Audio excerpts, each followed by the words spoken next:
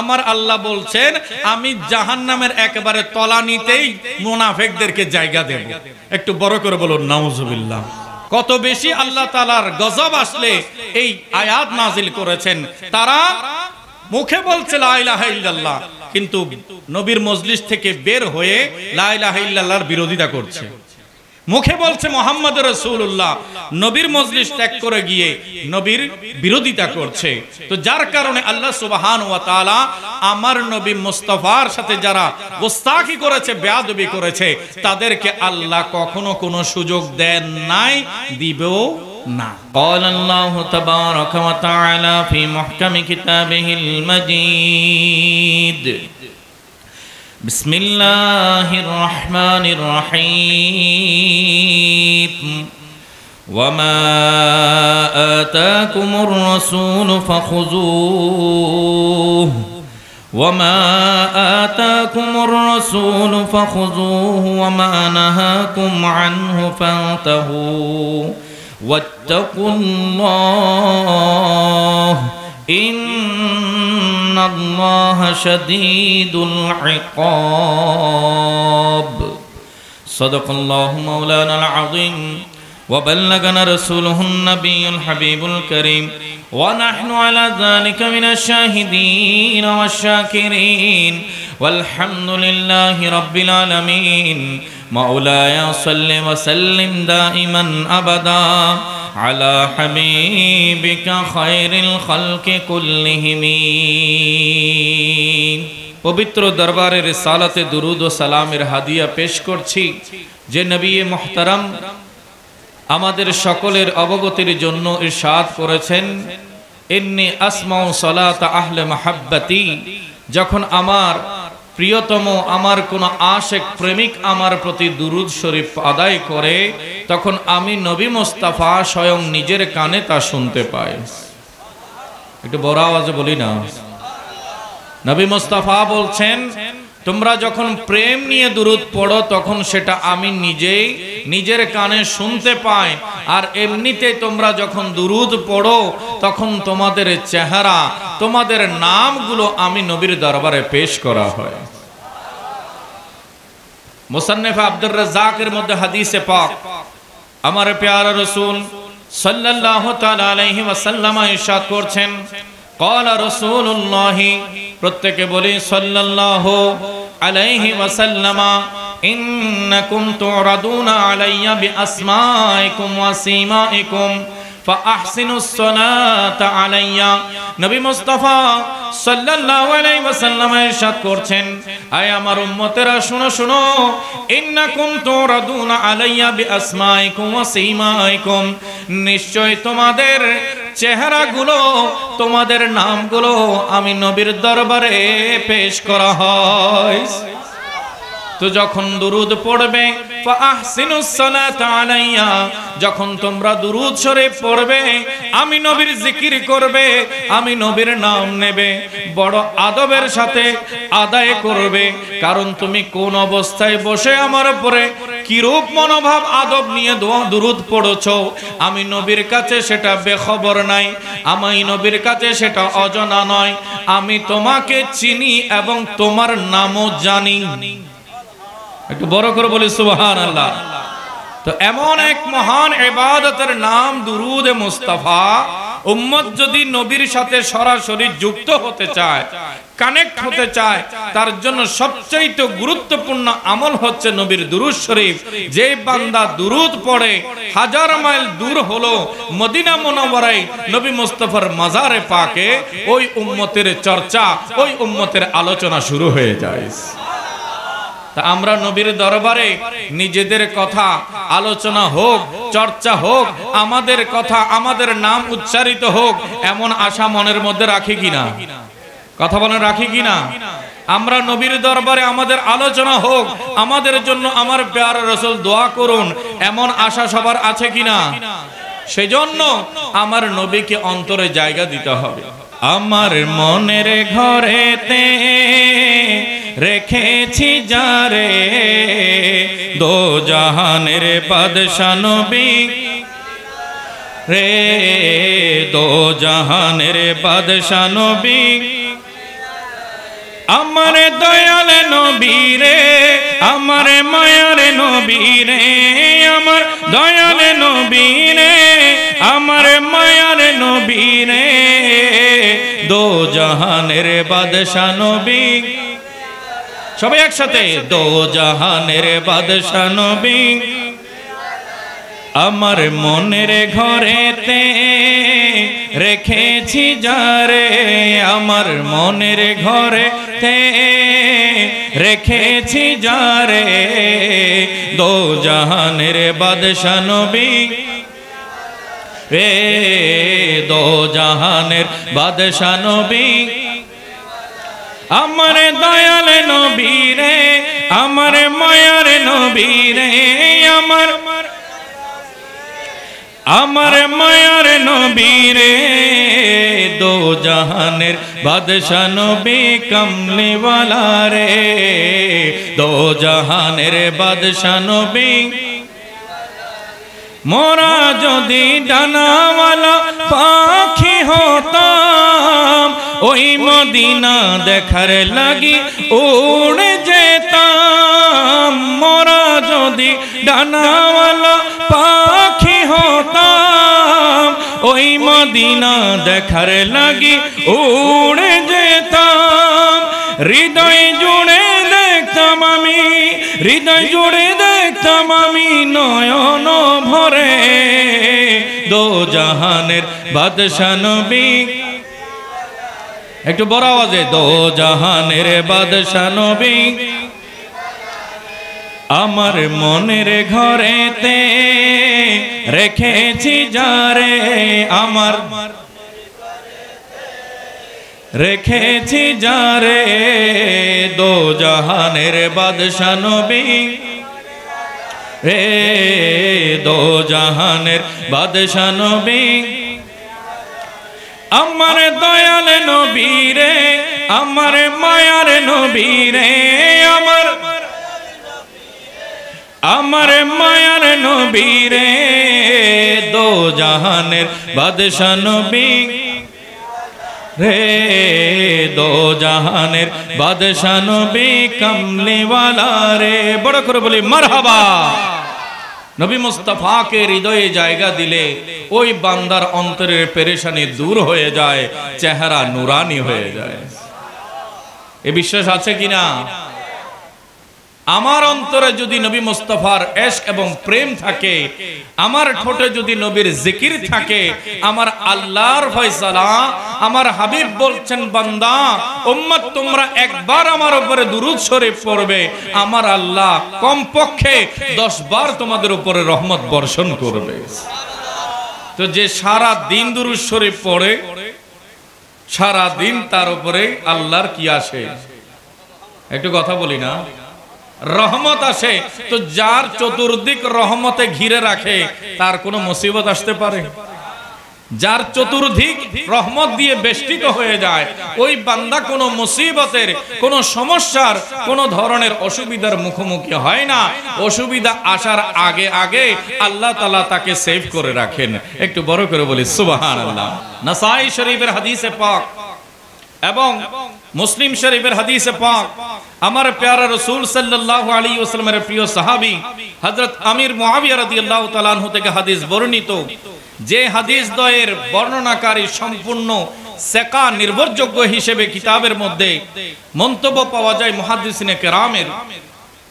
হযরতে আমির মুআবিয়া রাদিয়াল্লাহু তাআলা আনহু ইরশাদ করছেন, বলছেন আন্না রাসূলুল্লাহি সাল্লাল্লাহু তাআলা আলাইহি ওয়াসাল্লাম খরাজা আলা হালাকাতিন ইয়ানি মিন আসহাবিহি, নবী করিম সাল্লাল্লাহু আলাইহি ওয়াসাল্লাম রাতের বেলা নামাজের পরে আপন হুজরা মুবারকের মধ্যে আরাম করছেন। কোথায় আরাম করছেন? আপন হুজরা মুবারকের মধ্যে, কামরা মুবারকের মধ্যে আরাম করছেন।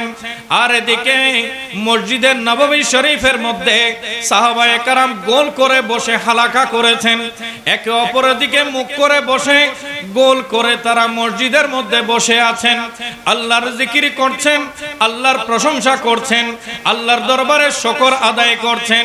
হঠাৎ করে দেখা গেল আমার প্যারা রাসূল সাল্লাল্লাহু আলাইহি ওয়াসাল্লাম আপন হুজরা মোবারক থেকে বের হয়ে ওই হালাকা সাহাবায়ে কেরামের মাহফিলের মধ্যে শরীক হয়ে গেলেন। এসে আমার প্যারা রাসূল জিজ্ঞাসা করলেন, ক্বালা মা আজলাসাকুম, আয় আমার প্যারা সাহাবী, এখন তো কোনো প্রয়োজন নাই, সবাই তো নামাজের পরে যার যার ঘরে চলে গেছে, কিন্তু আমি দেখতে পাচ্ছি তোমরা মসজিদের সেহনের মধ্যে বসে আছো, মসজিদে গোল করে বসে আছো। আমার জিজ্ঞাসা, মা আজলাসাকুম, তোমাদেরকে কিসে বসিয়ে রেখেছে? আজকের এই বৈঠকের উদ্দেশ্য কি, মকসদ কি? একটু বড় করে বলুন সুবহানাল্লাহ। রাসূল করিম সাল্লাল্লাহু আলাইহি ওয়াসাল্লাম প্রশ্ন করার দেরি সাহাবায়ে কেরাম বললেন, ক্বালু আজলাসনা নাহমাদুল্লাহ ওয়া নাদউল্লাহ ওয়া নাশকুরুহু আলা মা হাদানা লিদীনিহি ওয়া মান্না আলাইনা বিকা ইয়া রাসূলুল্লাহ ইয়া হাবিবাল্লাহ। আমরা যে বৈঠক করেছি, মজলিস কায়েম করেছি, আজকে যে মাহফিল সাজিয়েছি, সেটার পেছনে আমাদের মকসদ হচ্ছে একটা, আমরা আল্লাহর প্রশংসা করব, আল্লাহর শুকর আদায় করব, আল্লাহর দরবারে দোয়া করব যে আল্লাহ আমাদেরকে দ্বীনে হক ইসলামের হেদায়েত দান করেছেন, আর আপনি নবীকে পাঠিয়ে আমাদের উপরে আল্লাহ বড় ইহসান করেছেন। সাহাবায়ে কেরাম বসে আছেন কিসের জন্য? নবীর আগমনে খুশি হয়ে আল্লাহর দরবারে শুকর আদায় করার জন্য। একটু বড় করে বলুন মারহাবা। তো মিলাদুন নবীর মাহফিল হচ্ছে নবীর আগমনে আল্লাহর দরবারে শুকর আদায়ের মাহফিল। একটু বড় করে বলি সুবহানাল্লাহ। আমার প্যারা রাসূল আবার জিজ্ঞাসা করলেন, আল্লাহি মা আজলাসাকুম ইল্লা বিযালিকা, আয় আমার সাহাবীরা বলো বলো, তোমরা কি আল্লাহর কসম করে বলো যে এই কারণেই বসে আছো? ক্বালু, তারা বললেন, মা আজলাসনা, আল্লাহি মা আজলাসনা ইল্লা বিযালিকা ইয়া রাসূলুল্লাহ, হে আল্লাহর রাসূল, আল্লাহর কসম করে বলছি আমরা একমাত্র এই কারণেই বসেছি যে আপনি নবীকে পেয়ে আমরা বড় খুশি হয়েছি, আল্লাহ আমাদের উপরে বড় ইহসান করেছে। আমার প্যারা রাসূল সাল্লাল্লাহু আলাইহি ওয়াসাল্লাম সাথে সাথে সাহাবায়ে কেরামকে বললেন, ইন্নী, আয় আমার সাহাবায়ে কেরাম শুনে শোনো, ইন্নী লাম আস্তাখলিফুকুম তুহমাতান বিকুম, আয় আমার সাহাবী, আমি তোমাদেরকে অভিযোগ করার জন্য কসম নেই নাই।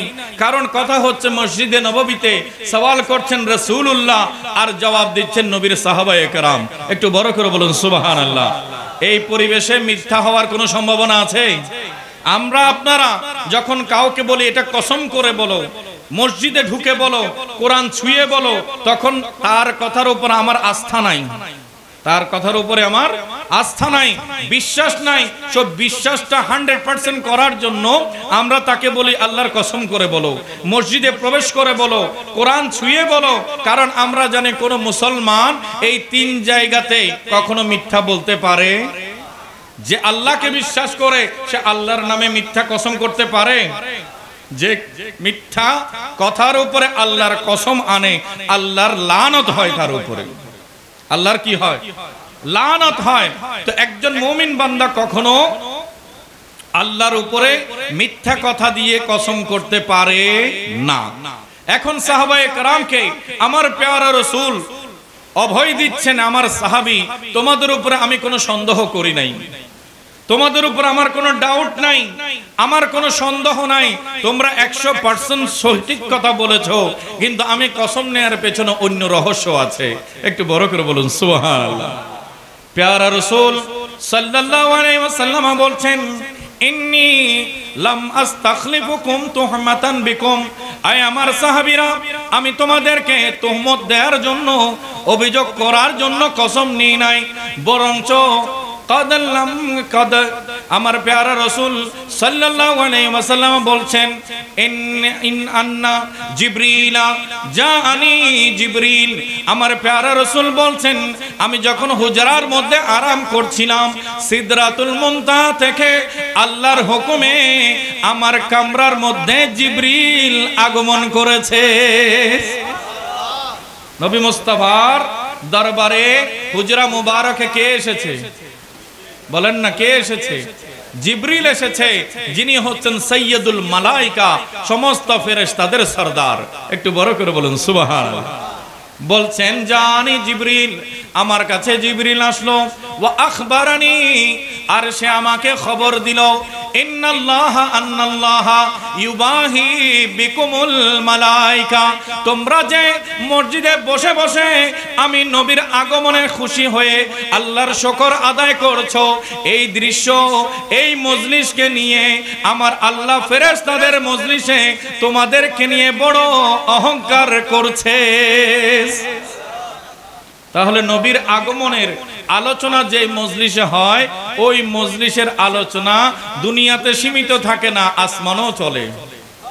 একটু বড় করে বলি না সুবহানাল্লাহ। আপনাদের ঘুম পাচ্ছে? হ্যাঁ, ক্ষুধা বেশি লেগে গেছে? বেশিক্ষণ হবে না ইনশাল্লাহ। আমাদের প্রধান সভাপতি মহোদয় আগমন করলে আমাদের আলোচনা শেষ হয়ে যাবে। আল্লাহ তাআলা আমাদের সবাইকে মহব্বতের সাথে কোরআন ও সুন্নাহর বয়ান শোনার তৌফিক দান করুক, আমিন।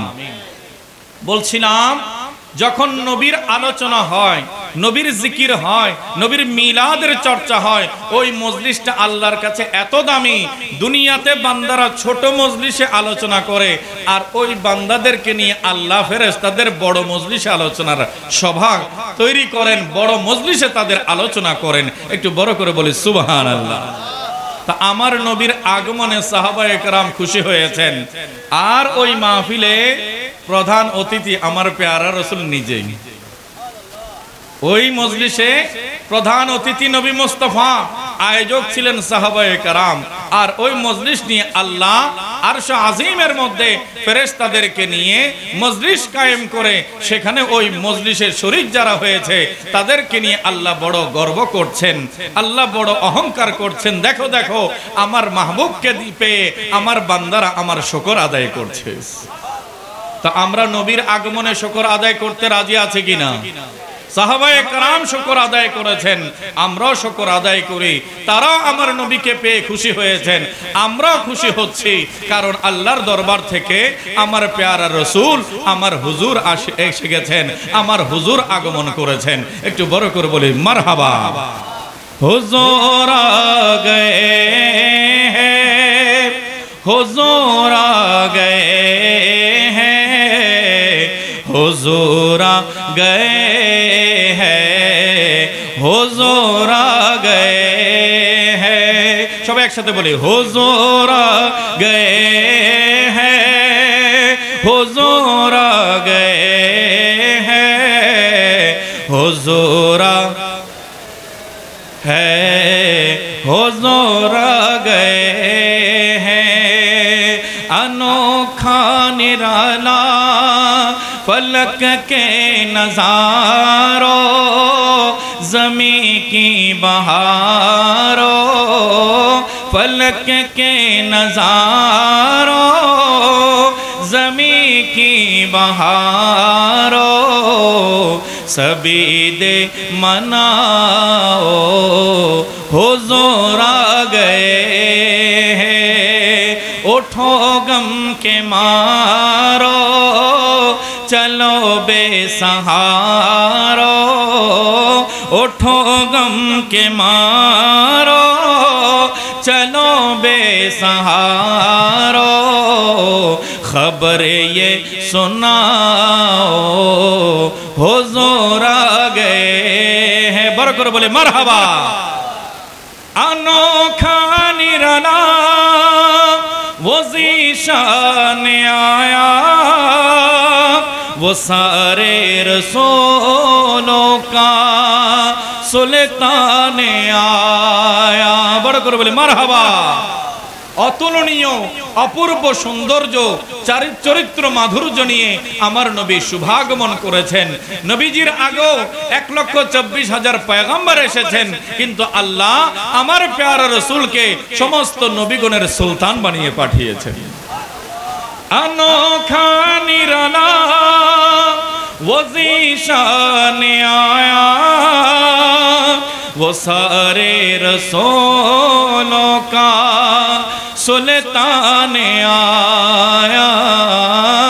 अरे कजे कुला हो, अरे बादशाह हो, निगाहे झुकाओ, हुजूर आ गए हैं। सबाई बोले हुजूर आ गए हैं, हुजूर हुजूर आ गए हैं, हुजूर आ गए हैं। स्वलातुन या रसूल।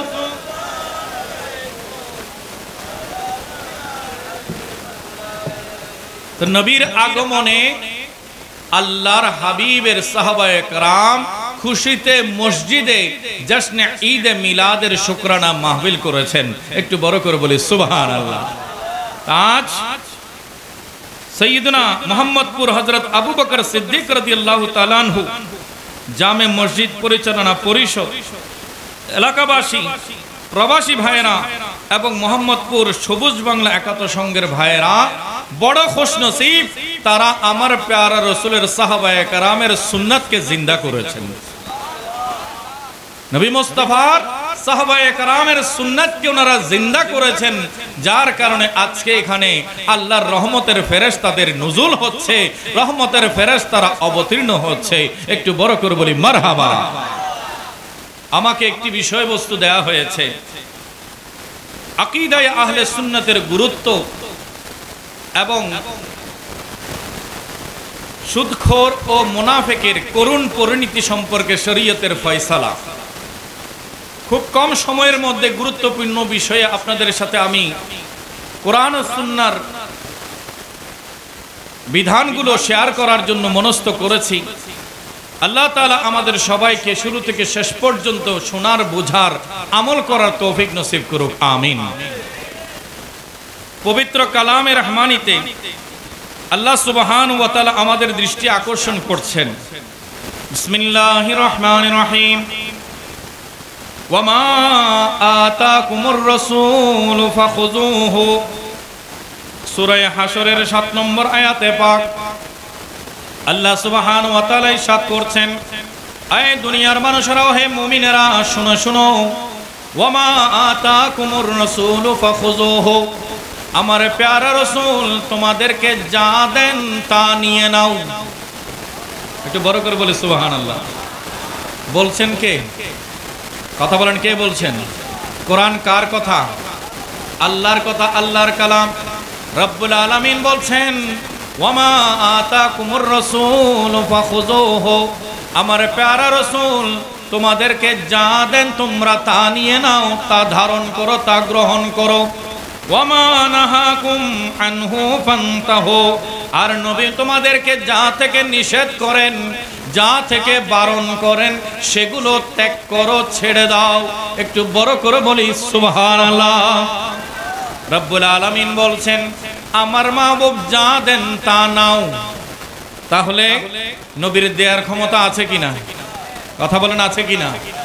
আহলে সুন্নাত ওয়াল জামাতের আকীদা কি? আল্লাহ আমার নবীকে দেয়ার অধিকার দিয়েছেন, আমার নবীকে আল্লাহ দেয়ার মালিকানা দিয়েছেন, এবং কোরআনে আল্লাহ স্পষ্ট করেছেন, আমার হাবিব যা দেন নিয়ে নাও। সেই দেয়াটা কি দুনিয়ার জিনিস নাকি আখিরাতের জিনিস? কোনো পার্থক্য কি করেছেন আল্লাহ? করেন নাই। আল্লাহ একেবারে সাধারণ রেখেছেন। আমার নবীকে আল্লাহ দুনিয়াতে দেয়ারও ক্ষমতা দিয়েছেন, কবরে দেয়ারও ক্ষমতা দিয়েছেন, হাসরে দেয়ারও ক্ষমতা দিয়েছেন। একটু বড় করে বলুন সুবহানাল্লাহ। হযরতে রবিয়া বিন আসলামী রাদিয়াল্লাহু তাআলা আন আমার নবী মুস্তাফার ওযুর পানির খেদমত করতেন। একটু বড় করে বলি সুবহানাল্লাহ। হযরতে সাইয়্যিদুনা রাবিয়া নবী মুস্তাফা সাল্লাল্লাহু আলাইহি ওয়াসাল্লামের ওযুর পানি বাড়িয়ে দিতেন, নবী মুস্তাফার খেদমতের মধ্যে রত থাকতেন। আমার প্যারা রাসূল ওযু করার পরে মসজিদে যখন প্রবেশ করতেন, নবী মুস্তাফার জুতা মুবারক বহন করতেন। সেই জুতা মুবারককে বড় আদবের সাথে যত্ন করে রাখতেন। একদিন প্যারা রাসূল সাল্লাল্লাহু আলাইহি ওয়াসাল্লাম বড় খুশি অবস্থায় রয়েছেন, বললেন সালিয়া রাবিয়া, হে রাবিয়া আমি নবীর কাছে চেয়ে নাও। একটু বড় করে বলুন সুবহানাল্লাহ। হাদিস মুসলিম শরীফের কোন কিতাবের? মুসলিম শরীফের সহিহ বুখারীর পরে দ্বিতীয় সহিহ কিতাবের নাম হচ্ছে সহিহ মুসলিম। হযরত রাবিয়া রাদিয়াল্লাহু তাআলা আনহু আমার নবী মুস্তাফার খেদমত করছেন। নবী মুস্তাফা তার উপর বড় খুশি হয়ে গেলেন, রাজি হয়ে গেলেন, বললেন ইয়া রাবিয়া সাল, হে রাবিয়া তুমি আমার কাছে চাও। তাহলে আমার নবী চাইতে বললেন, নবীকে দেওয়ার ক্ষমতা দিয়েছেন কে? আর সাহাবীও জানেন নবী যখন আমাকে চাইতে বললেন আমার নবী দিতে পারেন। আমার নবী, একটু কথা বলেন না, আপনারা যদি রেসপন্স না করেন তাহলে আমি কোথায় আলোচনা করছি? একটু এক শব্দ কি বলা যায় না? বেশি কষ্ট না হলে একটু চেষ্টা করেন, তাহলে ইনশাআল্লাহ আমরা খুব কম সময়ের মধ্যে আলোচনা শেষ করতে পারবো। হযরতে রাবিয়া ইসলামীকে আমার প্যারা রাসূল বললেন, আয় রাবিয়া তুমি আমার কাছে চাও। তখন ওই রাবিয়া বড় চালাক সাহাবী, বড় চালাক সাহাবী, বুদ্ধিমান সাহাবী, আমার নবী মুস্তাফার খেদমতের মধ্যে আছেন। তখন ওই রাবিয়া বললেন, হুজুর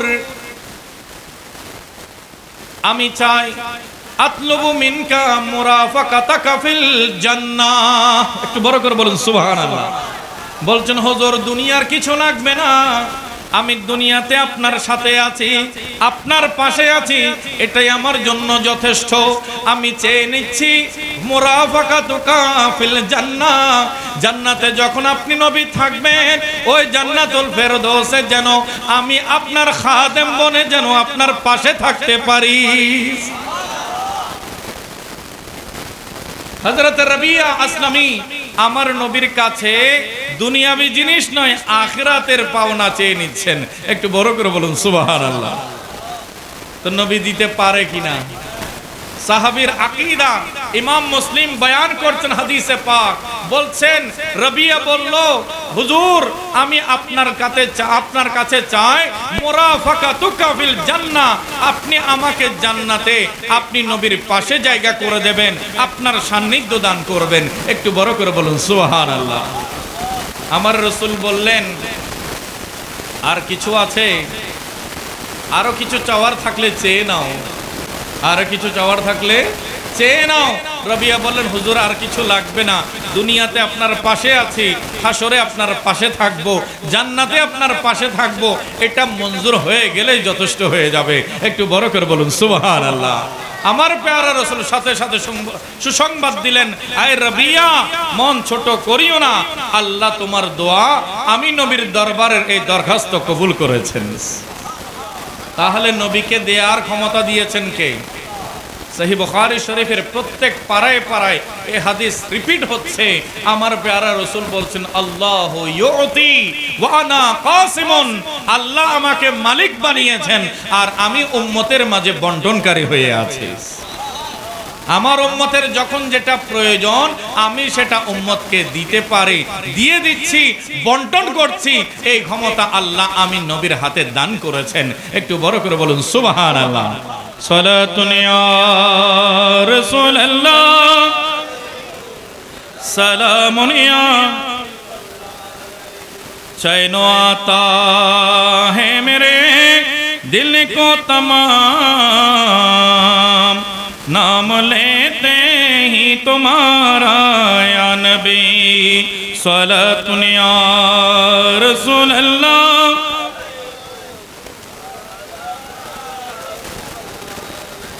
আল্লাহ বলছেন ওয়ামা আতাকুমুর রাসূল ফাখুযুহু, আমার রাসূল তোমাদেরকে যা কিছু দেন তোমরা তা নিয়ে নাও, আর ওয়া নাহাকুম আনহু ফান্তাহু, আমার নবী যেটা থেকে নিষেধ করেন, আমার নবী যেটা থেকে বারণ করেন সেটা ছেড়ে দাও।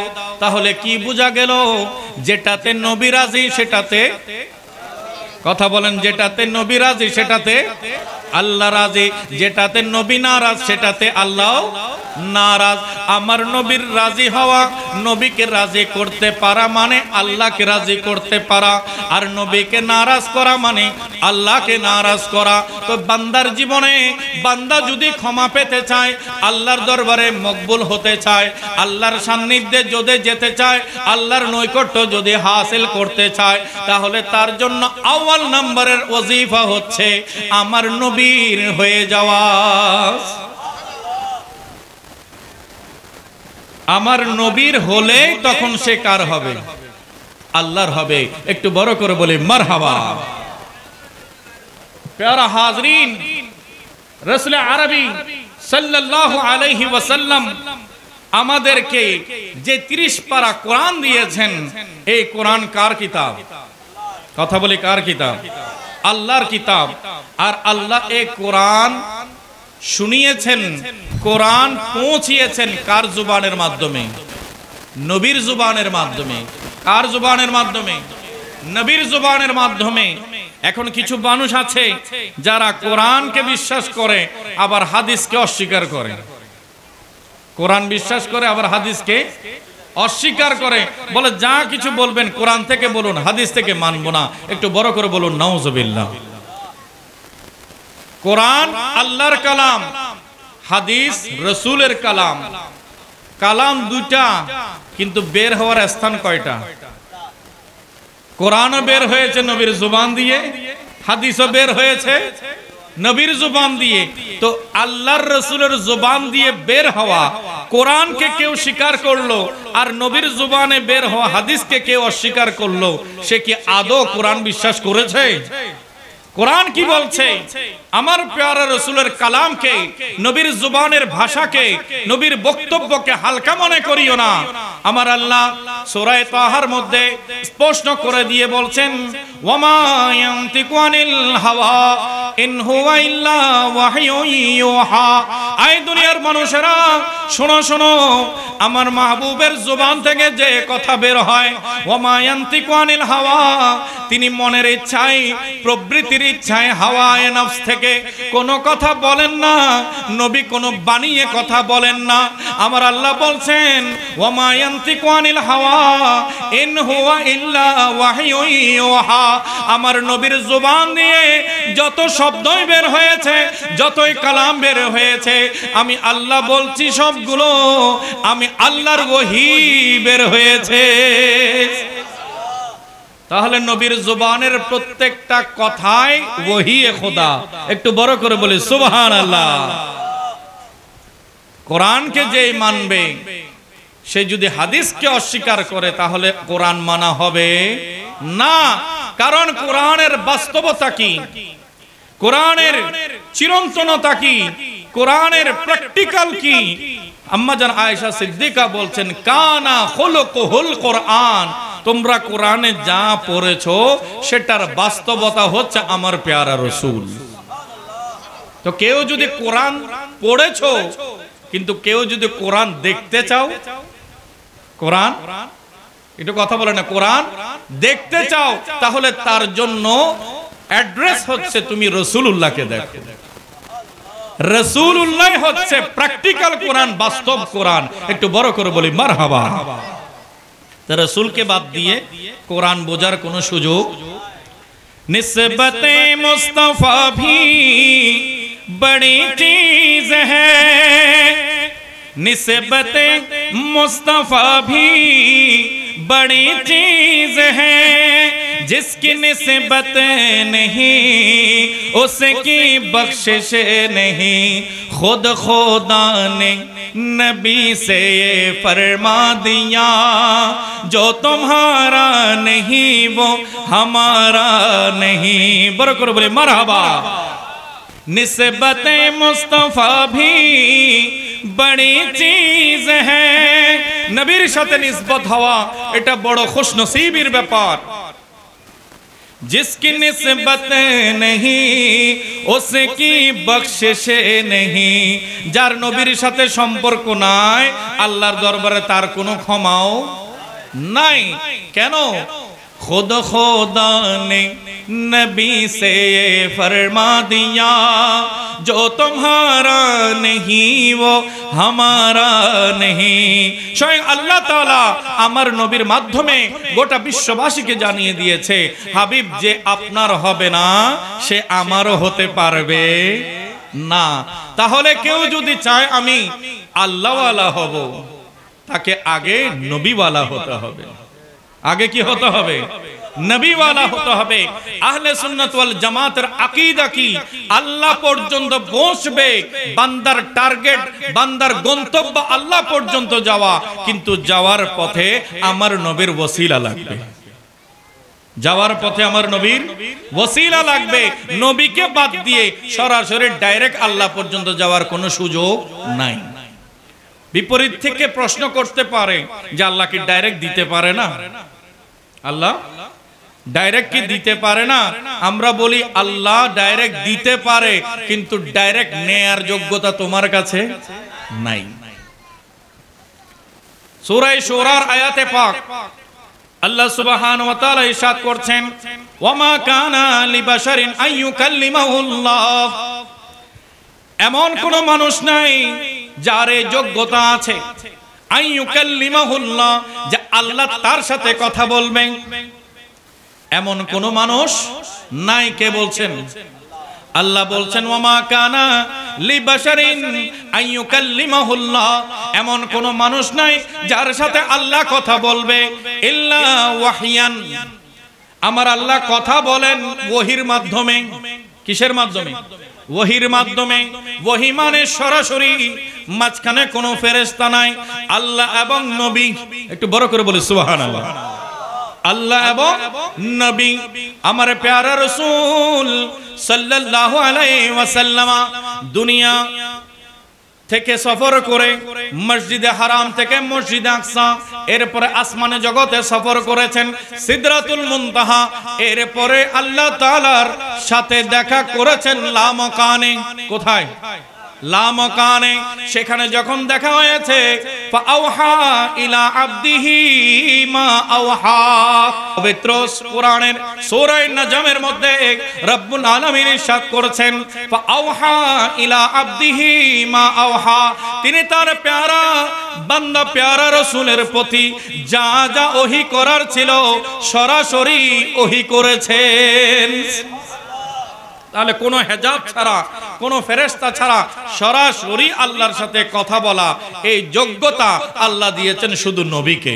একটু বড় করে বলুন সুবহানাল্লাহ।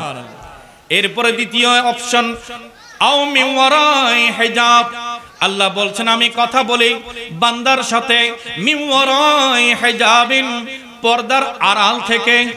কিসের আড়াল থেকে? পর্দার আড়াল থেকে।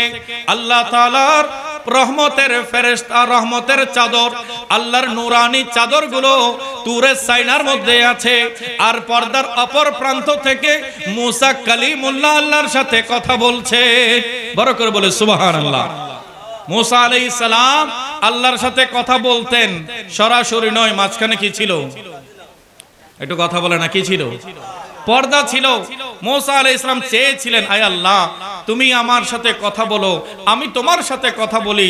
মালিক তোমার কথা শুনতে শুনতে আমি তোমার প্রেমে পড়ে গেছি। যার বক্তব্য সুন্দর লাগে, যার কথা সুন্দর লাগে, তাকে দেখার জন্য মনে ইচ্ছা আছে, আসে কিনা? কথা বলেন, আসে কিনা? আসে। হযরতে মুসা কালিমুল্লাহ আলাইহিস সালাতু ওয়াস সালাম আল্লাহ তাআলার দরবারে আরজ করলেন, রব্বি আরনি, আয় আল্লাহ তোমার সাথে কথা বলতে বলতে আমি প্রেমে পড়ে গেছি। আমার মন বলছে আমার মালিকের কথা এত সুন্দর, না জানে মালিক দেখতে কত সুন্দর।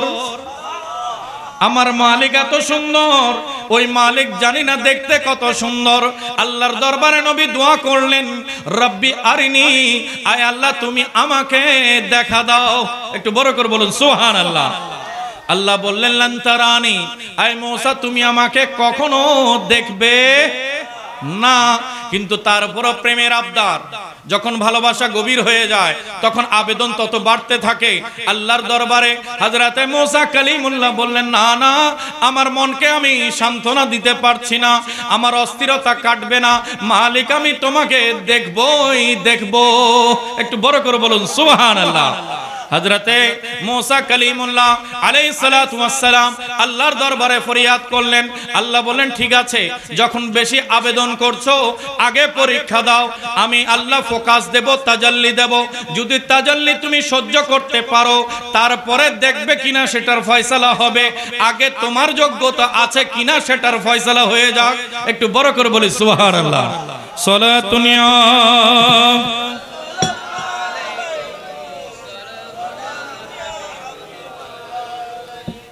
মুসা কালিমুল্লাহ আল্লাহকে দেখতে চান। আল্লাহ বলেন, তুমি কখনো দেখবে না। এখন মুসা আলাইহিস সালাম বলছেন, না আমি দেখবই দেখব। আমি আপনাকে না দেখে নিজেকে বুঝ দিতে পারবো? এত বেশি গভীর প্রেম হয়ে গেছে। আমার মাওলার কথা এত সুন্দর, না জানি আমার মাওলা দেখতে কত সুন্দর। আল্লাহর দরবারে আবেদনের পরে আবেদন করলেন। আল্লাহ বলছেন, ঠিক আছে, প্রেম যখন করেছো প্রেমের পরীক্ষা দিতে হবে। কি দিতে হবে? পরীক্ষা দিতে হবে। আর পরীক্ষায় যদি উত্তীর্ণ হও তারপরে ফয়সালা হবে তুমি আমাকে সরাসরি দেখবে কিনা। একটু বড় করে বলে সুবহানাল্লাহ। হযরতে মুসা কালিমুল্লাহ আলাইহিস সালাতু ওয়াস সালাম আল্লাহর দরবারে আবেদন করলেন। আল্লাহ বললেন, ঠিক আছে, আমি আমার পর্দা উঠিয়ে তোমাকে তাজাল্লি দেব, আমার ঝলক দেব, আমার ফোকাস দেব। সেটা যদি সহ্য করতে পারো তবেই তোমার দেখা, তোমার সাথে আমার সরাসরি দেখা হবে কিনা সেটার ফয়সালা হবে। হযরতে মুসা কালিমুল্লাহ বলেন, আমি রাজি আছি। একটু বড় করে বলি সুবহানাল্লাহ। আমি রাজি আছি। এই কথা বলার পরে হযরতে মুসা কালিমুল্লাহ নির্ধারিত দিনে উপস্থিত হয়ে গেলেন। আমার আল্লাহ পবিত্র কোরআনে বয়ান করেছেন, ফালাম্মা তাজাল্লা রাব্বুহু লিল জাবাল, যখন তার রব মুসার রব পাহাড়ের উপরে তাজাল্লি দিলেন, ফোকাস দিলেন, মুসা সহ্য করতে পারে নাই।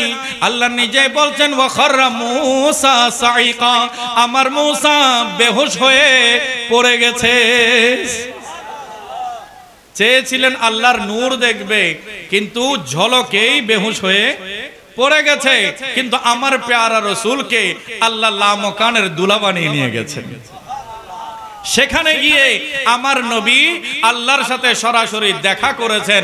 আল্লাহ তাআলা পবিত্র কোরআনে বলছেন, মা জাগাল বাসারু ওয়া মা তাগা। আয় মাহবুব, আপনি যখন আমাকে দেখছিলেন তখন আপনার চোখের পলক পড়েনি, আপনার দৃষ্টিও আমার থেকে সরেনি। আল্লাহ তাআলা হযরতে মুসা কালিমুল্লাহকে বলেছেন, তুমি আমাকে দেখবে না।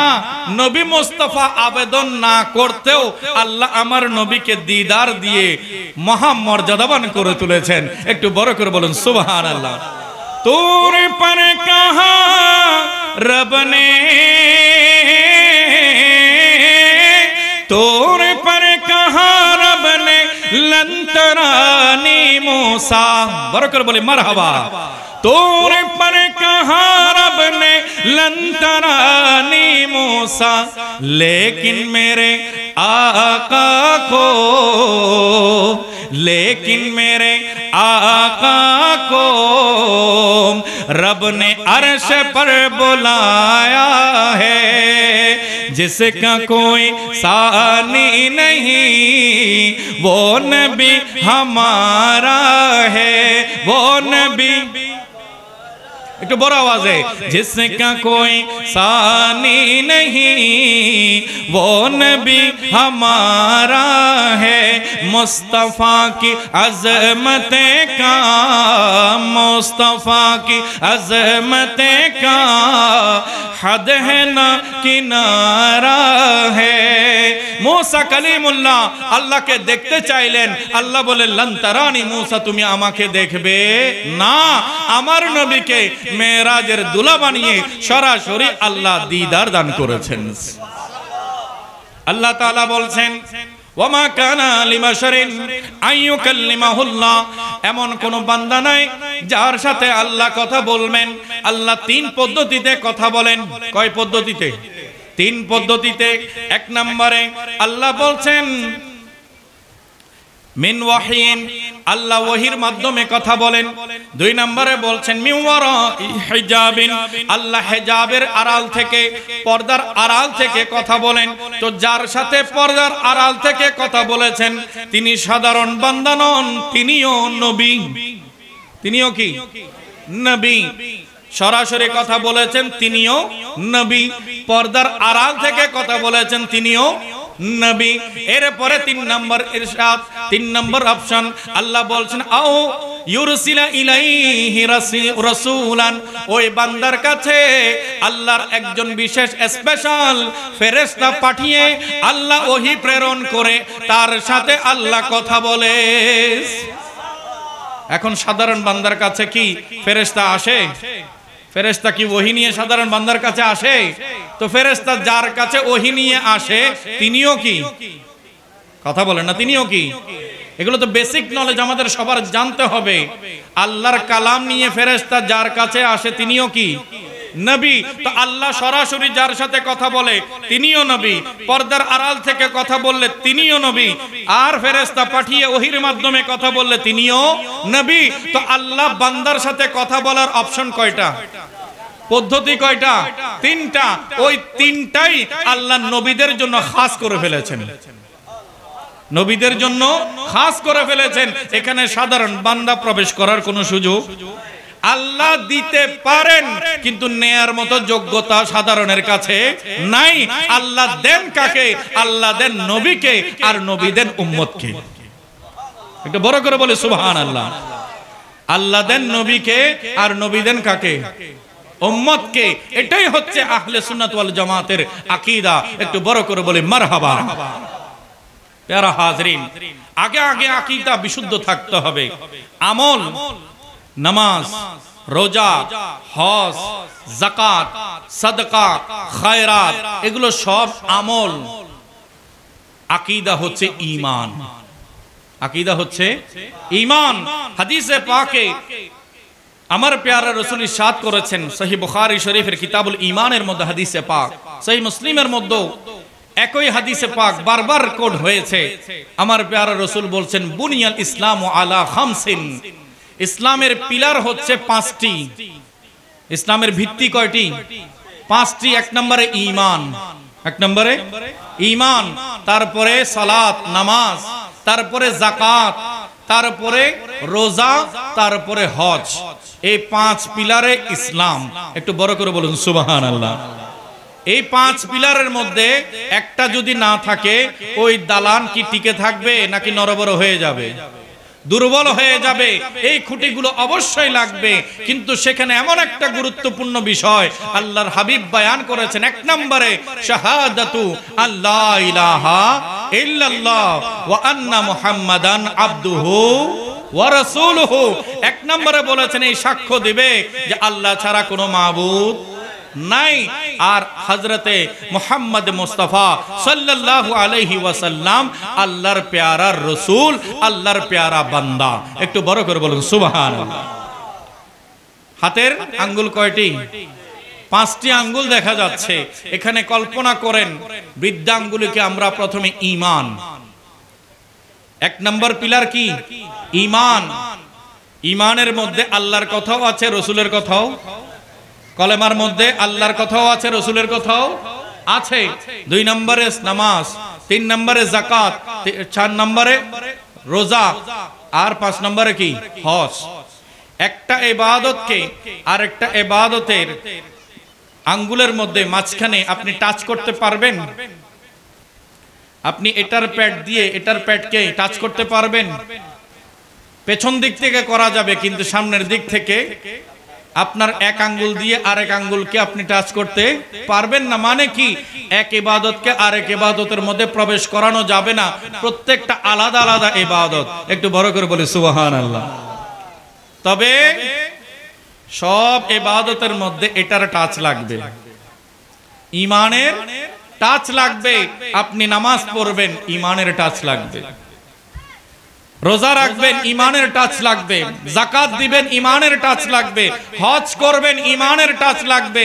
আপনার আমল আছে ঈমান নাই, ওই আমলের আল্লাহর দরবারে কোনো মূল্য নাই।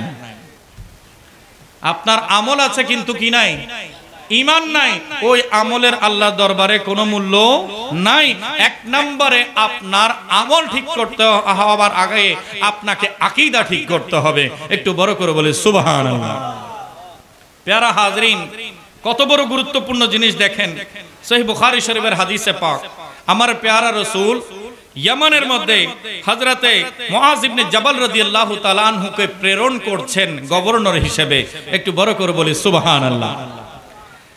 হযরতে সাইয়েদনা আব্দুল্লাহ ইবনে আব্বাস রাদিয়াল্লাহু তাআলা আনহু থেকে হাদিস বর্ণিত, আন্না রাসূলুল্লাহি সাল্লাল্লাহু আলাইহি ওয়াসাল্লাম বাআসা মুআযান ইলাল ইয়ামান ফাকালা ইন্নাকা তাতি কওমান আলাল কিতাবি ফাদউহুম ইলা শাহাদাতি আল্লা ইলাহা ইল্লাল্লাহ ওয়া আন্না মুহাম্মাদার রাসূলুল্লাহ। একটু বড় করে বলে সুবহানাল্লাহ। কি বলছেন?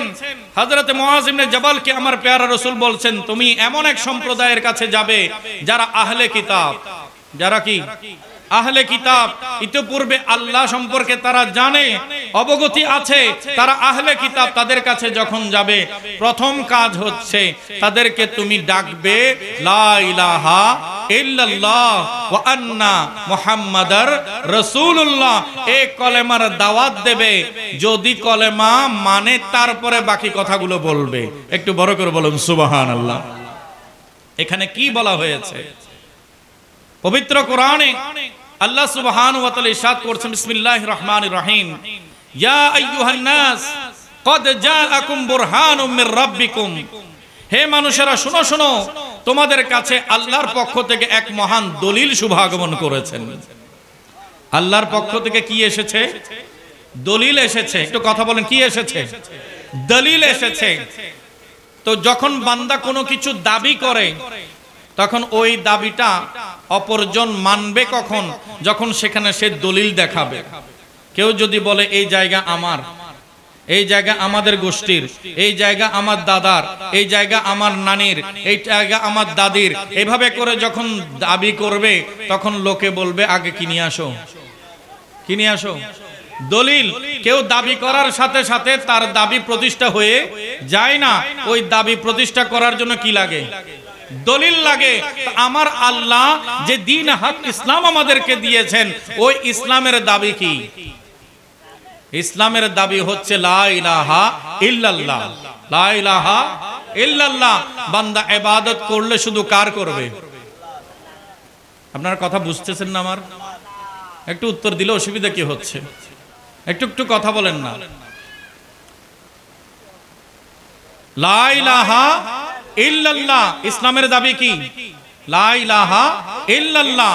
আল্লাহ ছাড়া কোনো মাবুদ নাই। বান্দা মূর্তির সামনে পূজা করছে, গাছের সামনে পূজা করছে, পাহাড়ের সামনে পূজা করছে, মাথা দিচ্ছে।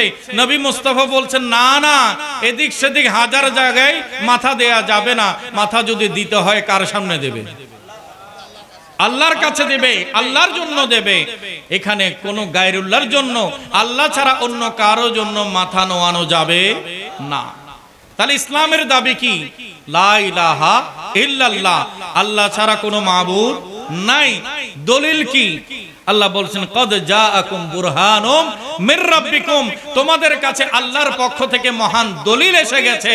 বলে সেই দলিল হচ্ছে মুহাম্মাদুর রাসূলুল্লাহ। মুহাম্মাদুর রাসূলুল্লাহ।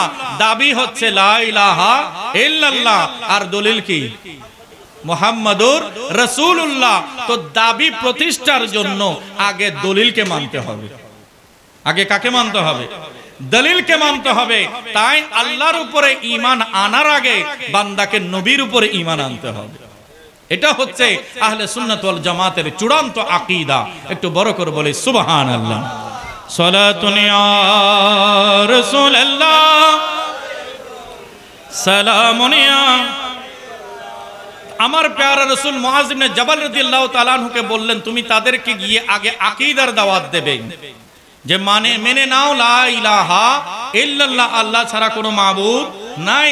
আর লা ইলাহা ইল্লাল্লাহর দলিল হচ্ছে আন্না মুহাম্মাদার রাসূলুল্লাহ, নিশ্চয় মুহাম্মাদুর রাসূলুল্লাহ তিনি হচ্ছেন আল্লাহর প্রেরিত রাসূল। একটু বড় করে বলি সুবহানাল্লাহ। যদি এটা মেনে নেয় তাহলে কথা বাড়াবে। আমার রাসূল বলেন, ফাইন হোম আতাউলি যালিকা ফাআলিমহিম আন্নাল্লাহা ক্বাদ ফারাযা আলাইহিম খামসা সালাওয়াতিন ফিল ইয়াউমি ওয়াল লাইলা। যখন তারা এই আকীদা বিশুদ্ধ করে মেনে নেবে, তারপরে তাদেরকে বলবে দিনে রাতে আল্লাহ 5 ওয়াক্ত নামাজ ফরজ করেছে। তাহলে নামাজের কথা শুরুতে গিয়ে বলবে না, আগে বলবে কার কথা? আল্লাহর কথা এবং আল্লাহর রাসূলের কথা। যদি আল্লাহ আল্লাহর রাসূলকে মানে, তারপরে তার ইবাদত কবুল হবে। যদি আগে থেকে আল্লাহ আল্লাহর রাসূলকে না মানে, সে হাজারো সাজদা দিল, ওই সাজদা আল্লাহর কোনো দরকার নাই, সে সাজদা আল্লাহর দরবারে কবুল হবে না। প্যারা হাজরিন, ইসলামের আহলে সুন্নাত ওয়াল জামাতের আকীদা হচ্ছে আল্লাহ আমাদেরকে দেখেন। এবং সাথে সাথে আমরা হাদিস শরীফ শুরুতেই শুনেছি মুসান্নিফ আব্দুর রাজ্জাকের মধ্যে, আল্লাহ আমার নবীকে এই ক্ষমতা দিয়েছেন, নবী মুস্তাফা উম্মতের হালত সম্পর্কে অবগত আছেন। তাহলে আল্লাহ আমাদের ব্যাপারে জানেন, নবীও, একটু কথা বলি, আল্লাহও জানেন, নবীও জানেন। তো আমরা আমার আল্লাহ যেটাতে রাজি হবেন সেটা কোন জিনিস, সেটা কোরআন বলছে, ওয়ামা আতাকুমুর রাসূলু ফাখুযুহু, আমার রাসূল তোমাদেরকে যা দিয়েছেন তা নিয়ে নাও, সেটা নিলে আল্লাহ তোমাদের উপরে রাজি হয়ে যাবে। আর নবী যেটা নিষেধ করেছেন সেটা ছেড়ে দাও, সেটা বর্জন করো। তাহলে আমার নবী যেটাতে নারাজ, আল্লাহ সেটাতে নারাজ। নবী যেটা ছাড়তে বলেছেন সেটা যদি ছাড়ো, তাহলে আল্লাহ তোমার উপরে খুশি হবেন। একটু বড় করে বলে সুবহানাল্লাহ। আমার দ্বিতীয় যে টপিকটা আমাকে বলা হয়েছে, যে সুদখোরের পরিণতি কি এবং ঘুষখোরের মুনাফিকের চরিত্র বা তার পরিণতি কি। প্রথমে আপনাদের কাছে আমি সাধারণ একটা প্রশ্ন রাখি, এই দুই নাম সুদখোর আর মুনাফিক, এটা কি প্রশংসার কথা নাকি অপমানের কথা? কি বলেন? কাউকে যদি কেউ সুদখোর ডাকে, সেটা কি প্রশংসার শব্দ নাকি গালির শব্দ? কেউ যদি কাউকে মুনাফিক ডাকে, সেটা কি প্রশংসার শব্দ নাকি গালির শব্দ? তাহলে প্রথমে এই সাধারণ প্রশ্নে আমরা বুঝে নিলাম, এই দুইজনের বেলায় ইসলামের কোনো সমর্থন, সুদখোরকেও ইসলাম সমর্থন করে না, আর মুনাফিককেও ইসলাম সমর্থন করে না। পবিত্র কোরআন যদি আমরা স্টাডি করি, তাহলে সেখানে দেখা যায় আল্লাহ সুবহানাহু ওয়া তাআলা বলছেন, ওয়া আহাল্লাল্লাহুল বাইআ ওয়া হাররামার রিবা, আল্লাহ ব্যবসাকে হালাল করেছেন আর সুদকে হারাম করেছেন। ব্যবসাকে হালাল করেছেন, সুদকে হারাম করেছেন। সুদটা কি জিনিস? কেউ যদি কাউকে কোনো কিছু দেয়, বিশেষ করে কর্জ দিল, ঋণ দিল, আর ঋণ দেওয়ার পরে যদি বলে দেয় আমাকে দেওয়ার সময় এগুলো বাড়াই দিতে হবে, আমাকে ঋণ ফেরত দেওয়ার সময় এই পরিমাণ টাকা কি দিতে হবে, অতিরিক্ত দিতে হবে, বাড়তি দিতে হবে। ইসলামী শরীয়তে বলছে যেটা বাড়তি সে দাবি করেছে সেটাই সুদ। সেটাই কি? সুদ। পবিত্র হাদিসের রাসূলের যদি আমরা দেখি, মুসলিম শরীফের 1598 নম্বর হাদিসে পাক, আমার প্যারা রাসূল সাল্লাল্লাহু আলাইহি ওয়াসাল্লাম ইরশাদ করছেন, লাআনা রাসূলুল্লাহ সাল্লাল্লাহু আলাইহি ওয়াসাল্লাম আকিলার রিবা ওয়া মুকিলাহু ওয়া কাতিবাহু ওয়া শাহিদাইহি। আমার প্যারা রাসূল সাল্লাল্লাহু আলাইহি ওয়াসাল্লামের ইরশাদ, আমার প্যারা রাসূল বলছেন, আল্লাহর রাসূল এবং আল্লাহ সুদখোরের উপরে অভিশাপ দিয়েছেন। কি দিয়েছেন? অভিশাপ দিয়েছেন। সুদ যে দেয়, সুদ যে খায়, সুদের রেজিস্ট্রেশন বা কাগজ চুক্তিনামা যে লেখে, এবং বলছে সুদের কারবারে যে সাক্ষী হয়, কয়জন? একটা হচ্ছে সুদখোর, আরেকজন হচ্ছে সুদ যে দেয়, সুদদাতা। 3 নম্বরে হচ্ছে সুদের এগ্রিমেন্ট যে লেখে, আর 4 নম্বরে হচ্ছে সুদের কাগজের মধ্যে যে কি থাকে, সাক্ষী থাকে। এই 4 প্রকারের মানুষের উপরে আল্লাহ আল্লাহর রাসূলের লানত বর্ষিত হয়। একটু বড় করে বলুন নাউজুবিল্লাহ। এরপরে হাদিসে পাক ইবনে মাজাহ শরীফের 2274 নম্বর হাদিসে পাক আমার প্যারা রাসূল সাল্লাল্লাহু আলাইহি ওয়াসাল্লাম ইরশাদ করছেন, আর রিবা 73 বাবান আদনাহা মিসলু আইয়ান কি হার রাজুলু উম্মাহু। একটু বড় করে বলুন নাউজুবিল্লাহ। কত কঠিন শব্দ আমার প্যারা রাসূল উচ্চারণ করেছেন। নবী মুস্তাফা সাল্লাল্লাহু আলাইহি ওয়াসাল্লাম ইরশাদ করছেন, উম্মতেরা শুনো শুনো, সুদের কারবার বড় খারাপ জিনিস। সুদের ক্ষেত্রে 73টি বড় বড় গুনাহ আছে। কয়টা গুনাহ?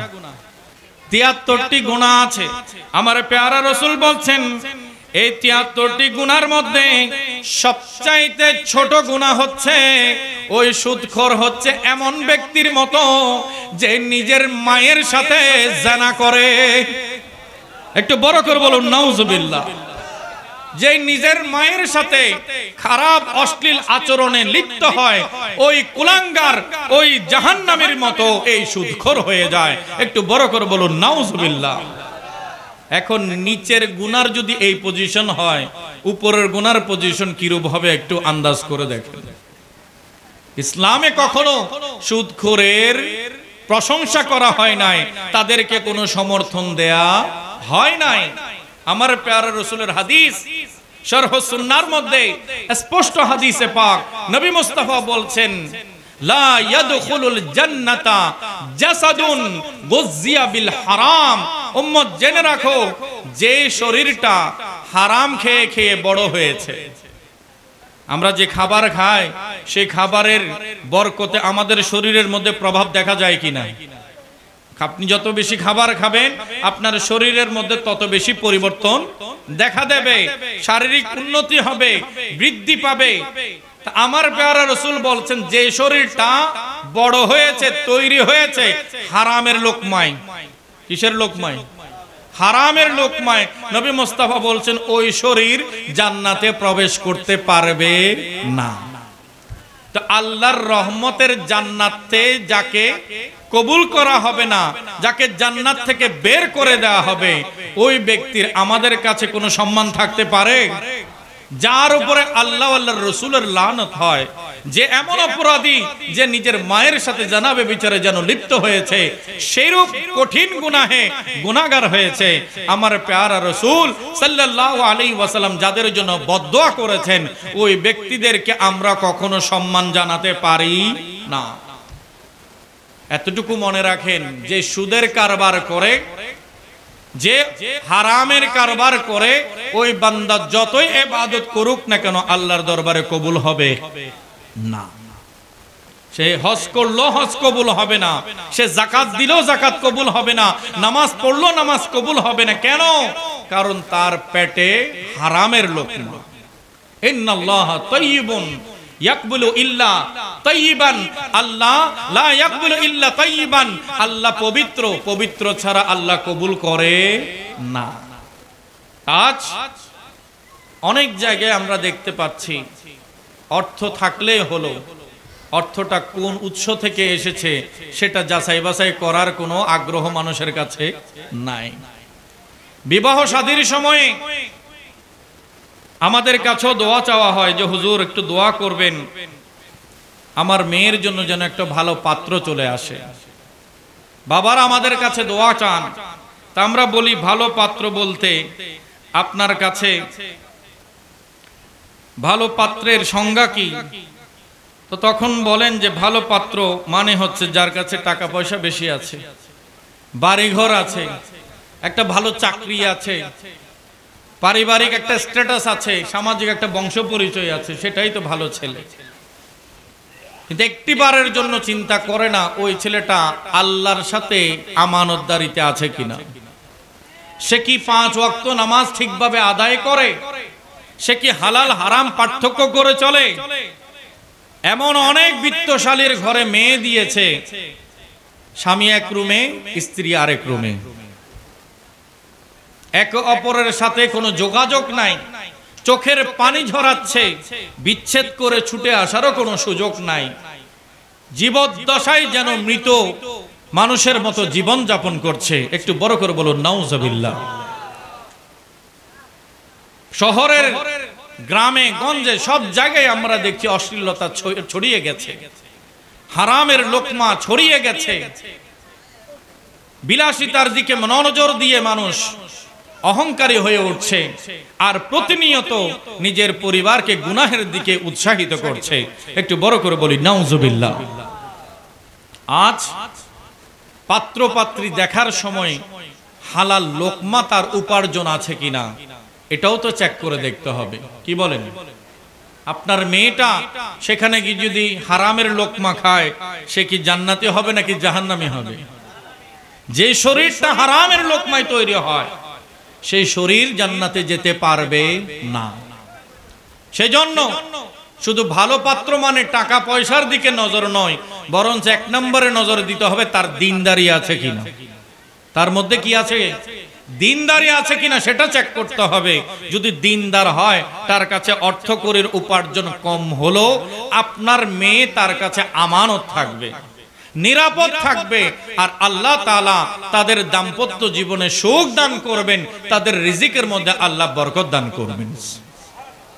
তা আমরা বেশি চাই নাকি বরকত চাই? কি বলেন? বেশি চাইবেন, যেটা হারাম হলো কোনো অসুবিধা নাই সেদিকে নজর দিবেন, নাকি বরকতের দিকে নজর দিবেন? আল্লাহ তাআলা আমাদেরকে বুঝার তৌফিক দান করুক।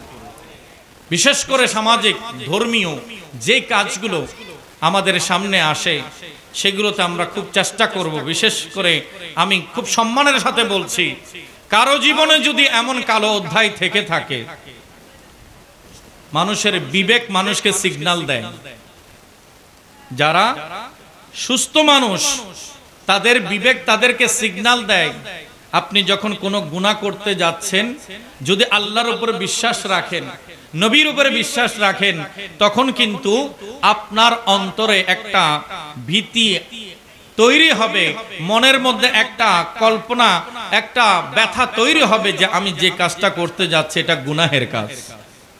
এরকম একটা সিগন্যাল আসে কিনা? রাসূলুল্লাহ ওই কালেমার কথা তো আজানে শুনিয়ে দেওয়া হয়েছে, যদি আমি কলেমা বিশ্বাস করি তাহলে আমার দায়িত্ব ঘরে না থেকে মসজিদে গিয়ে আল্লাহর দরবারে সাজদা দেয়া। একটু বড় করে বলি সুবহানাল্লাহ। সম্মানিত হাজরিন, আরেকটা হচ্ছে মুনাফিক, চেনা বড় কঠিন। বেশভূষায় মুসলমান, বেশভূষায় কি মুসলমান, মাথায় টুপিও আছে, গায়ে পাঞ্জাবিও আছে, মুসলমান সোসাইটিতে অবস্থান করে, মসজিদে তাকবীর উলার সাথে নামাজও পড়ে, ক্যারেক্টার দেখলে মনে হয় পাক্কা মুসলমান। আমার নবীর পেছনে নামাজ পড়েছে, তাকবীর উলার সাথে নবীর পেছনে যুক্ত হয়েছে, আর আমার পেয়ারা রাসূল থেকে জুদা হয়ে আবার কাফেরের সাথে মিলিত হয়েছে। একটু বড় করে বলেন না নাউজুবিল্লাহ। আমি আপনাদেরকে একটা সিম্বল বাতিয়ে দিই, বান্দা যদি ঈমানে সফল হতে চায়, কিসে? ঈমানে, ইসলামে, ইসলামের অনুসরণে বান্দা যদি সফল সাকসেসফুল হতে চায়, তাহলে তার জন্য ফর্মুলা হচ্ছে দুইটি। কয়টি? দুইটি। একটি হচ্ছে ইবাদত, আর একটা হচ্ছে মহাব্বত।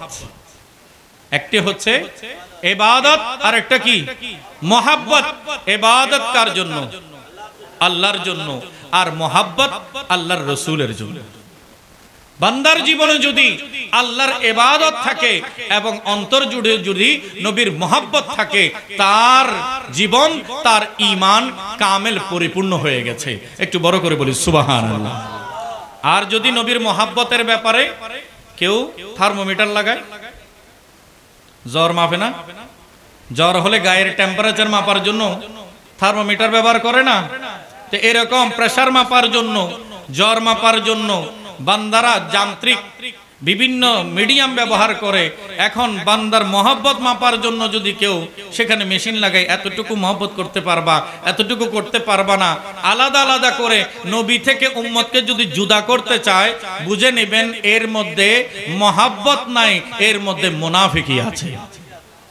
এর মধ্যে কি আছে? মুনাফিকি আছে। কারণ উম্মত মাত্রই এটাই তার অন্তর জুড়ে সে বিশ্বাস করবে, জীবন যতদিন আছে ইবাদত করব মাওলার, আর মহব্বত করে যাব মাওলার হাবিব। রব্বুল আলামিন আমাদেরকে মনে রাখার তৌফিক দান করুক, আমিন। সালাতুন ইয়া রাসূল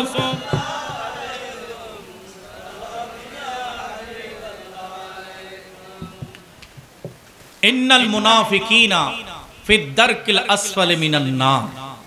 কোরআনে আল্লাহ সুবহানাহু ওয়া তাআলা বলছেন, ইসলামের ক্ষতি কাফেররা বেশি করেনি, ইহুদিরা বেশি করেনি, খ্রিস্টানেরা বেশি করেনি। ইসলামের ক্ষতি বেশি করেছে যারা মুসলমানের ছদ্মবেশে মুনাফিক ছিল, তারাই। ইসলামের ক্ষতি বেশি করেছে কারা? মুসলমানের ছদ্মবেশে তারা কি ছিল? মুনাফিক ছিল। এরাই ইসলামের ক্ষতি বেশি করেছে। এদের উপরে আল্লাহ এত বেশি নারাজ হয়েছেন, এত বেশি নারাজ হয়েছেন, আল্লাহ কোরআনে বলছে ইন্নাল মুনাফিকিনা ফিদ দারকিল আসফালি মিনান নার, জাহান্নামের একেবারে তলায়। চুলার মধ্যে উপরের আগুনের তীব্রতা বেশি নাকি তলার আগুনের তীব্রতা বেশি? বেশি গরম কোন আগুন? উপরেরটা নাকি ভেতরের গভীরেরটা? গভীরেরটা, তলারটা। আমার আল্লাহ বলছেন আমি জাহান্নামের একেবারে তলানিতেই মুনাফিকদেরকে জায়গা দেব। একটু বড় করে বলুন নাউজুবিল্লাহ। কত বেশি রাগান্বিত হলে, কত বেশি আল্লাহ তাআলার গজব আসলে এই আয়াত নাজিল করেছেন।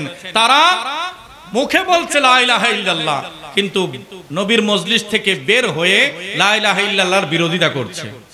মুখে বলছে মুহাম্মদ রাসূলুল্লাহ, নবীর মজলিস ত্যাগ করে গিয়ে নবীর বিরোধিতা করছে। তো যার কারণে আল্লাহ সুবহানাহু ওয়া তাআলা আমার নবী মুস্তাফার সাথে যারা গোস্তাখি করেছে, বেয়াদবি করেছে, তাদেরকে আল্লাহ কখনো কোনো সুযোগ দেন নাই, দিবেও না। মুনাফিক কিভাবে চেনা যায়? দুইটা জিনিস মনে রাখবেন। একটা হচ্ছে আকীদার মধ্যে খারাপি। কিসের মধ্যে? আকীদার মধ্যে। আরেকটা হচ্ছে আমলের মধ্যে। আরেকটা হচ্ছে কি? আমলের মধ্যে। আকীদার মধ্যে যদি খারাপি থাকে, যদি আকীদার মধ্যে কে মুনাফিকি প্রকাশ করে, সে সাথে সাথে কাফের হয়ে যাবে। সে সাথে সাথে কি হয়ে যাবে? কাফের হয়ে যাবে। আমার নবী মুস্তাফা আপন মাজারে পাকে জিন্দা। কেউ যদি বলে নবী মরে মাটির সাথে পচে গেছে, সাথে সাথে কাফের হয়ে যাবে। কারণ এটা ইসলামের আকীদার সাথে সে বিরোধিতা করেছে, নতুন করে সে মুনাফিকত করেছে ঈমানের সাথে। একটু বড় করে বলুন নাউজুবিল্লাহ। নবী মুস্তাফা কিয়ামতের ময়দানে সবার জন্য সুপারিশ করবেন, আকীদা প্রতিষ্ঠিত।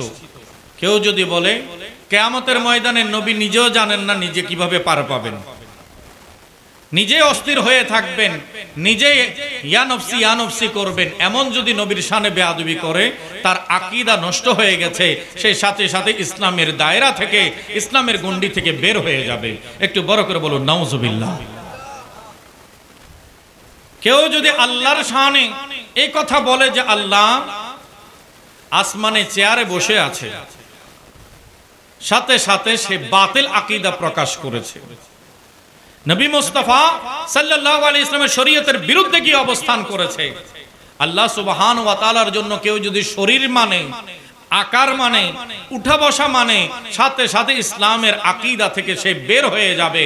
ওই মুনাফিক সে যতই চেষ্টা করুক নিজেকে মুসলমান দাবি করার, সে ইসলামের দায়রাতে নাই, ইসলাম থেকে বের হয়ে গেছে, কাফের হয়ে গেছে। একটু বড় করে বলি নাউজুবিল্লাহ। বলছিলাম প্রতিষ্ঠিত আহলে সুন্নাত ওয়াল জামাতের আকীদার যারা বিরোধিতা করবে, ওই মুনাফিকদেরকে কেউ মুসলমানও বলতে পারবে না। তাদের সাথে ঈমান ও ইসলামের কোনো সম্পর্ক নাই। আরেকটা হচ্ছে আমলের মধ্যে বান্দার মধ্যে পরিবর্তন আসা। নবী মুস্তাফা সাল্লাল্লাহু আলাইহি ওয়াসাল্লামের হাদিস সহিহ বুখারী শরীফে 33 নম্বর হাদিসে পাক আমার প্যারা রাসূল বলছেন আয়াতুল মুনাফিকি সালাস, মুনাফিকের আলামত হচ্ছে তিনটি। ইজা হাদ্দাসা কাযাবা, যখন সে কথা বলে কথায় কথায় মিথ্যা বলে, কথায় কথায় মিথ্যা বলে। ইজা ওয়াদা আখলাফা, যখন ওয়াদা করে ওয়াদা ভঙ্গ করে। নবী মুস্তাফা সাল্লাল্লাহু আলাইহি ওয়াসাল্লাম বলছেন যখন সে কথা বলে কথায় কথায় মিথ্যা বলে, যখন ওয়াদা করে তখন ওয়াদা ভঙ্গ করে, ওয়াইজা তুমিনা খানা, আর যখন তার কাছে কোনো কিছু আমানত রাখা হয় তখন সেটা সে আত্মসাৎ করে খেয়ে ফেলে, ওই আমানত নষ্ট করে দেয়। একটু বড় করে বলি নাউজুবিল্লাহ। যে তিনটি কথা বলা হয়েছে তিনটাই আমলের সাথে সম্পর্ক। কথায় কথায় কি বলে? মিথ্যা বলে, ওয়াদা নষ্ট করে ওয়াদা ভেঙে ফেলে, আর সে যখন আমানত রাখা হয় সে আমানতের খেয়ানত করে।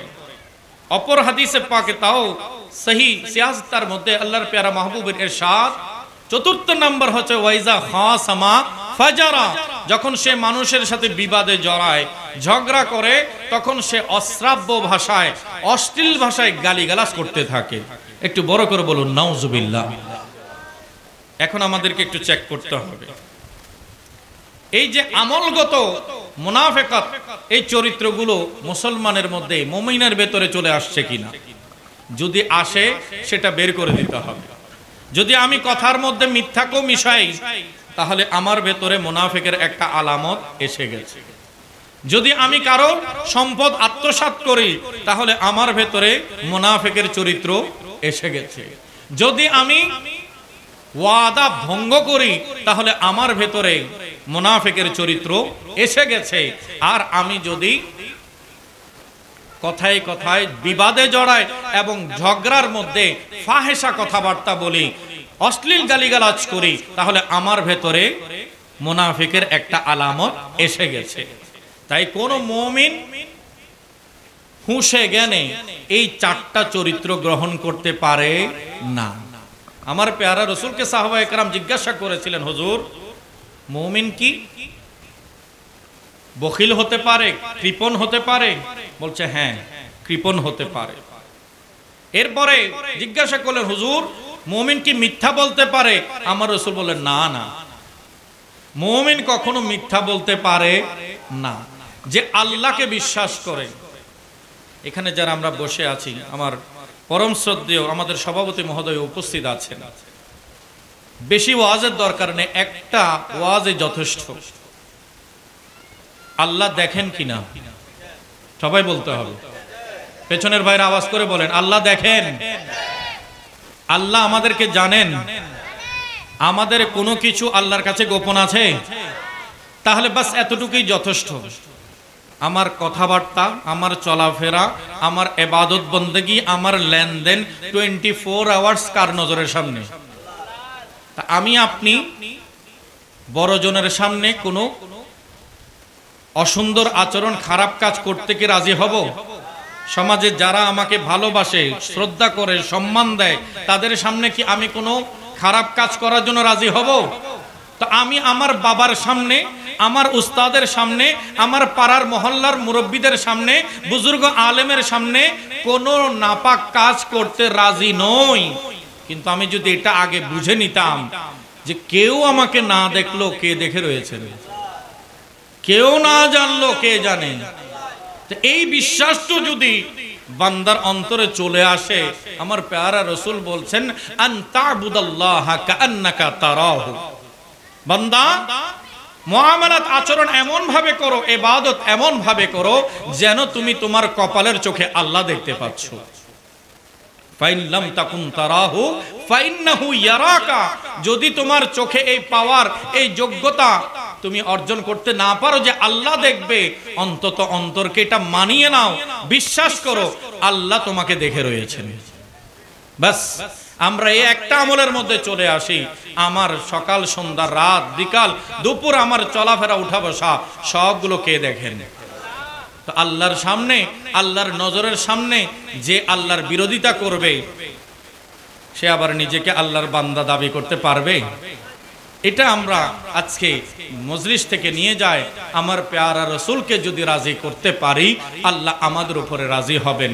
আর নবী মুস্তাফা আমাদেরকে বলেছেন সব সময় আল্লাহ আল্লাহর রসুলকে নিজের জীবনে হাজির এবং নাজির রাখো, আল্লাহর উপস্থিতি অনুভব করো, রসুলের উপস্থিতি অনুভব করো, গোটা জিন্দেগিকে নবীর চরিত্র মাধুর্যে সাজিয়ে নাও।